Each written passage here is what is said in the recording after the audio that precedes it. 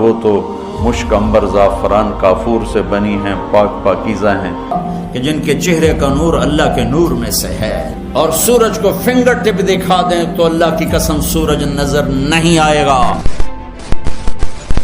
کہ اللہ نے جو یاقوت اور مرجان سے زیادہ خوبصورت حوریں جنت میں پیدا کی ہیں، اتنی خوبصورت عورتیں ہیں کہ ان کی پنڈلیوں کا گودا بھی ان کی کھال سے نظر آتا ہے، ایسی شفاف اسکن ہے ان کی۔ نہیں انہیں چھوا ہوگا ان سے پہلے نہ کسی انسان نے اور نہ کسی جن نے۔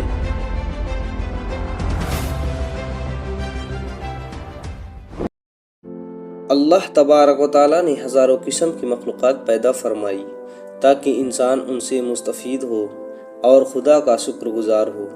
اس معدی دنیا کے علاوہ بھی انسان کے لیے اللہ نے دل بہلانے والے مخلوقات کو پیدا فرمایا ہے تاکہ دنیا کی تکلیف، مسائل اور آزمائشوں سے تھکا ہارا بندہ جس نے اللہ کے حکم کے آگے اپنی تمام تر خواہشات قربان کر دی، اسے وہ مخلوق بطور انعام عطا کیا جائے گا۔ یہ ایک ایسی مخلوق ہے جو آخرت میں بندہ مومن کے لیے تمام مصائب و عالم کا بدلہ بنے گی۔ آسمانی کتابوں میں اس خوبصورت مخلوق کو حورین کہا جاتا ہے۔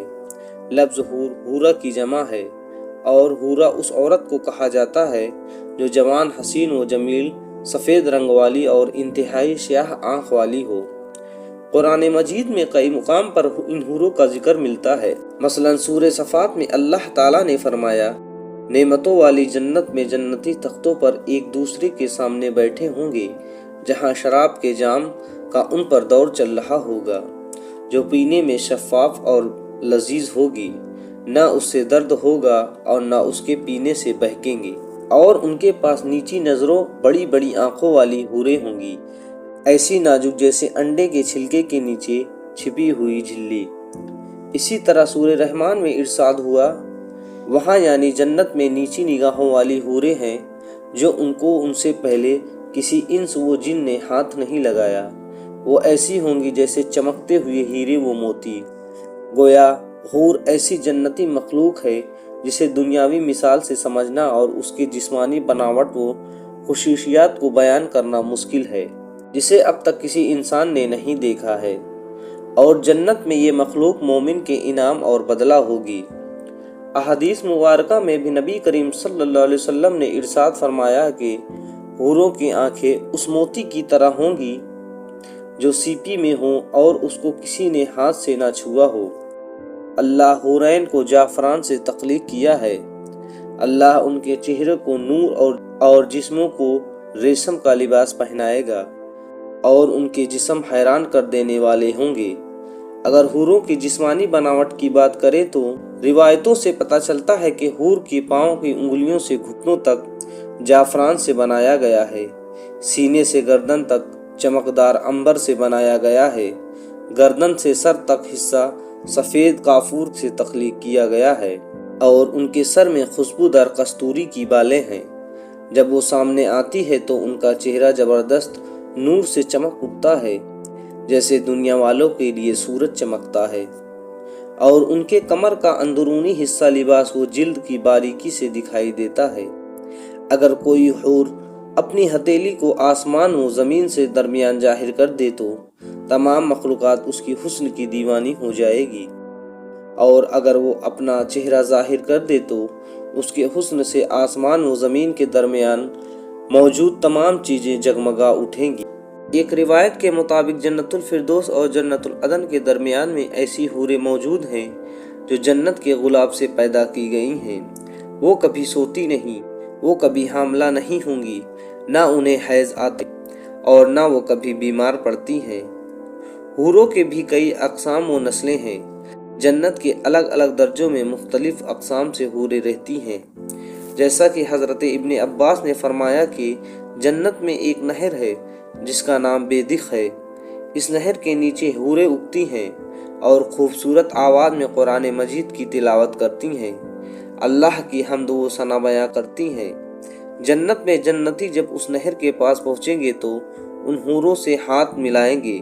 جب مرد کسی حور کی کلائی کو چھوئے گا تو وہ حور اس کے پیچھے چل پڑے گی اور اس کی جگہ دوسری حور اگ جائے گی۔ اسی طرح جنت میں موجود مختلف اقسام کی حوروں کا مختلف جنتی نام ہے۔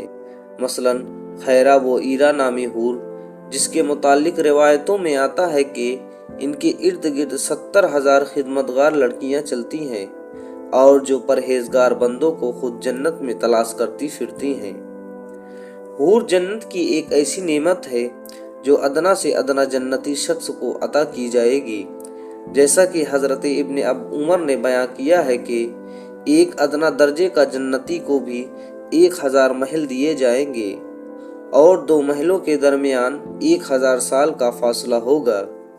ہر محل میں حوریں ہوں گی۔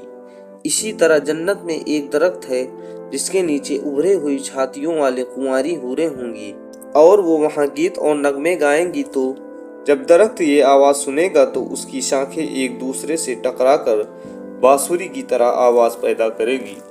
حوروں کا تصور دین اسلام میں کوئی نیا تصور نہیں ہے، بلکہ دنیا کے کئی مذاہب اور آسمانی کتابوں میں ان دوشیزہ عورتوں کا ذکر ملتا ہے جو موت کے بعد انسانوں کو ملے گی۔ مثلا قدیم یونانی اساطیروں میں نمبس نامی ایک جوان اور خوبصورت مخلوق کا ذکر ملتا ہے۔